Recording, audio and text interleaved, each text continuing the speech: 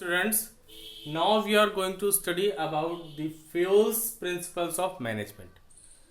Henry Fayol is a very popular name in the field of principles of management. Henry Fayol was a French management theorist who developed 14 principles of management. These 14 principles of management are developed by Henry Fayol. He belongs to French as a French management theorist, and these 14 principles he has given. On the basis of that, he just told that these principles should be followed by the managers, and still at present these principles are followed in so many different organization as wherever management is required. And as we know that management is required everywhere, management is everywhere.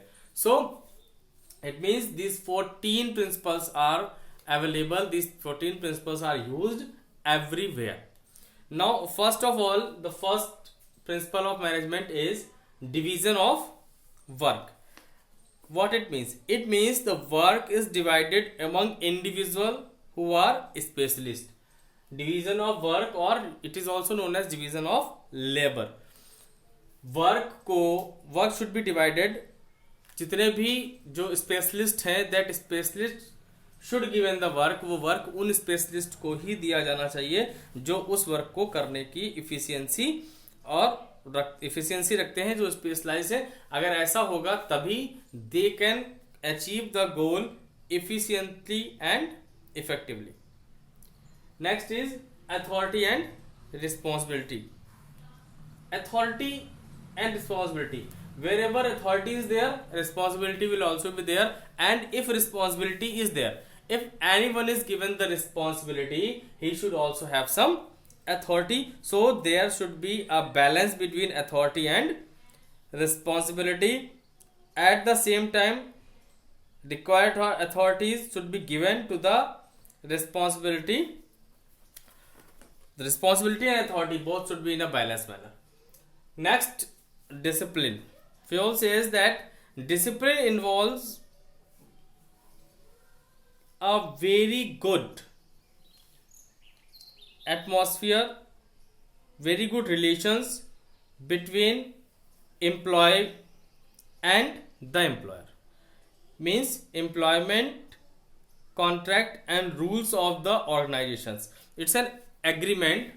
Disciplines are basically the points which are written in the agreement of the employee, and employment contract, it is already written. Rules and regulations of the organization. Every organization made some rules and regulations on the basis of which the organization run. So this is the responsibility of each and everyone to follow the discipline. If the supervisor is good,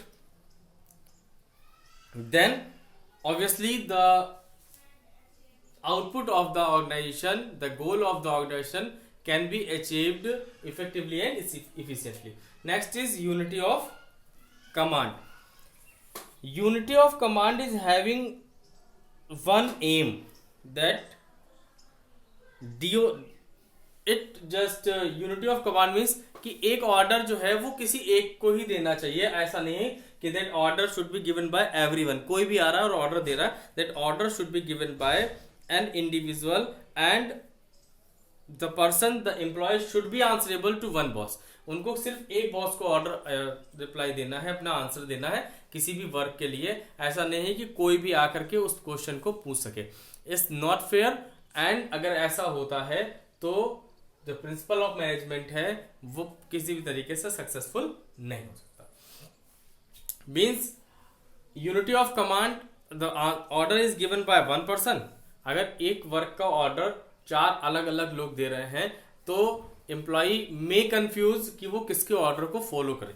और अगर वो किसी के order को follow करता, सारे लोगों के ऑर्डर को फॉलो करता है, तो अगर वो सारे लोगों के ऑर्डर को फॉलो करेगा तो एक ही वर्क कई बार हो जाएगा.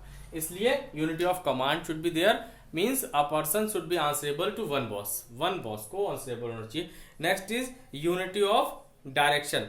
यूनिटी ऑफ डायरेक्शन का जो मेन रोल है वो ये है कि एक के वर्क को कोई दूसरा ओवरलैप ना कर जाए। Means one order is given by a particular person, means एक टॉप लेवल मैनेजमेंट का ऑर्डर है, एक मिडिल लेवल और एक लोअर लेवल। अगर तीनों ही लेवल के मैनेजमेंट के ऑर्डर्स अलग अलग हैं और जो ऑर्डर टॉप लेवल के मैनेजमेंट को देना चाहिए वो ऑर्डर दिया जा रहा है लोअर लेवल ऑफ मैनेजमेंट से, तो वहां पर जो यूनिटी ऑफ डायरेक्शन है दैट में be disturb. Subordinate of individual interest to general interest. Individual interest के साथ साथ में अगर प्रिंसिपल्स ऑफ मैनेजमेंट में कहा जाता है, it is one of the most important principle that ये जो सबऑर्डिनेशन होता है इंडिविजुअल इंटरेस्ट को जनरल इंटरेस्ट में कन्वर्ट करने का, it is also one very important principle that the जो वन यूनिट, यहां पर जनरल इंटरेस्ट का मतलब हो गया जितने भी लोगों के अपने इंडिविजुअल इंटरेस्ट है।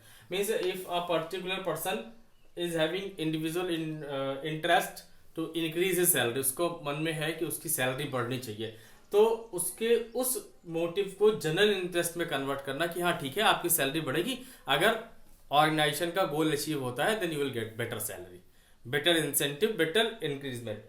So the person will try to work more and more, and his individual interest will be converted into general interest, and they both will be achieved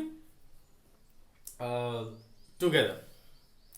Next one is remuneration of employee. According to this principle, employees of the organization must be paid fairly to give them the maximum satisfaction. Means remuneration को हम कहते हैं basically normal language में salary, लेकिन केवल salary यहाँ पर नहीं आती, इसमें बहुत सारी चीजें आती है रिम्यूनरेशन में। तो रिम्यूनरेशन जो एम्प्लॉय का है वो इतना होना चाहिए कि वो फेयर तरीके से एम्प्लॉय को सेटिस्फेक्शन मिल सके, वो वहां पर अपने वर्क को लेकर के, अपने पेमेंट को लेकर के वो डिस्टर्ब ना हो, कि उसकी स्टैंडर्ड लिविंग को अपने उस वर्क के अकॉर्डिंग वो अपनी लाइफ का एक स्टैंडर्ड को मेंटेन कर सके। This much should be remuneration there. Next is centralisation and decentralisation. Centralisation refers to concentration of authority in few hands at the top level.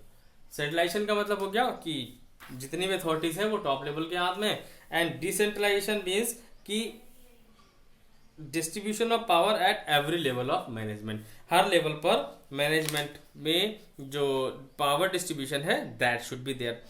एक स्मॉल ऑर्गेनाइजेशन की बात करें, वो बहुत अच्छे से वेल मैनेज हो सकता है, वेल ऑर्गेनाइज हो सकता है, अगर वहां पर हम सेंट्रलाइजेशन को फॉलो कर रहे हैं। बट अगर हम बड़े ऑर्गेनाइजेशन की बात करें तो वहां पर हमें जरूरत पड़ती है डिसेंट्रलाइजेशन की। छोटे ऑर्गेनाइजेशन को सेंट्रलाइज किया सकता है, but for running a huge organization, a big organization, decentralization is required there.